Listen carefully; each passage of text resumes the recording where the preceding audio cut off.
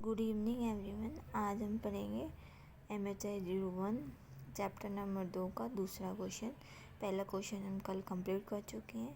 तो दूसरा क्वेश्चन इस तरह है, खानाबदोश पशुपालक व्यवस्था से आप क्या समझते हैं?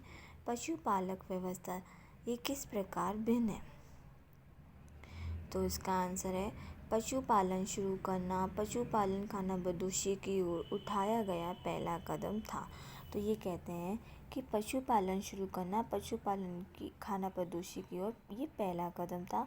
खानाबदोशों को अधिक विस्तृत जानकारी मध्य युग से मिलनी शुरू होती थी और इसके इतिहासकार जिया पियर के अनुसार खानाबदोश समूह ने न केवल अपने बीच बल्कि मनुष्य और पशुओं के बीच भी संबंध स्थापित किया। उन्होंने प्राकृतिक माहौल में अपने आप को इस तरह ढालना शुरू कर लिया कि मनुष्य और पशु परस्पर संबंधों ने एक बेहतर प्रबंधन और पशु शक्ति संभावनाओं की जानकारी प्राप्त की, इस शक्ति का इस्तेमाल किया। इस तरह पशुपालकों ने प्रगतिशील सभ्यता की ओर एक कदम उठाया। इतिहासकार कहते हैं कि पशुपालन और मनुष्य और पशुओं में संबंध स्थापित किया। इस तरीके से उन्हें प्रगतिशील सभ्यता की ओर एक कदम उठाया। अब आगे बढ़ते हैं। बैल और घोड़े को खेती करने के लिए घोड़े और ऊँट का उपयोग सामान के स्टेटस के घास के मैदानों, ऊँट का उपयोग बोझा ढोने के लिए भी काम आया था, जैसे हमने पहले आपको बताया था। रेगिस्तान को तेजी से पार करने के लिए किया गया था। अब बढ़ते हैं पशुपालक खानाबदोशों की विशेषताएं।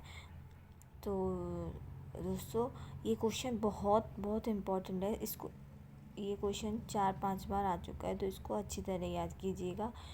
तो हम इसकी विशेषताएं पढ़ते हैं। पशुपालन उनकी अर्थव्यवस्था का प्रमुख आधार था, जिसके आधार पर जीवन यापन होता था और उनकी जीवन शैली सामाजिक बनावट भी इस तरीके से प्रभावित होती थी। ये बोल रहे हैं कि पशुपालन का अर्थव्यवस्था जो थी वो इसी आधार पर होती थी। उनका व्यापार इस तरीके से होता था कि तुम मांस लो, अनाज दो, जिसको जिस चीज़ की ज़रूरत होती थी वो उस चीज़ को देता था और सामने वाले को जिस चीज़ की ज़रूरत होती थी, अनाज चाहिए तो अनाज की ज़रूरत होती थी, औजार चाहिए तो औजार देते थे। इस तरीके से ये अपना पालन पोषण करते थे, व्यापार करते थे और अर्थव्यवस्था चलाते थे। खेतियारों के स्थानव्रत जीवन के विपरीत वे हमेशा एक जगह से दूसरी जगह घूमते रहते थे। जो पशुपालक खानाबदोश थे वो शिकार करने के लिए एक जगह से दूसरी जगह घूमते रहते थे, एक जंगल से दूसरे जंगल, कहीं इस तरह। और जो खेती करते थे उनको एक ही जगह स्थिर होकर रहना पड़ता था, खेती पूरा होने का इंतज़ार करना पड़ता था। हम इन दोनों के तत्वों को अलग अलग करके देखें तो हम पाएंगे कि कुछ पशुपालक भी हैं जिनके जीवन यापन का आधार पशुपालन है, परंतु वह स्थानबद्ध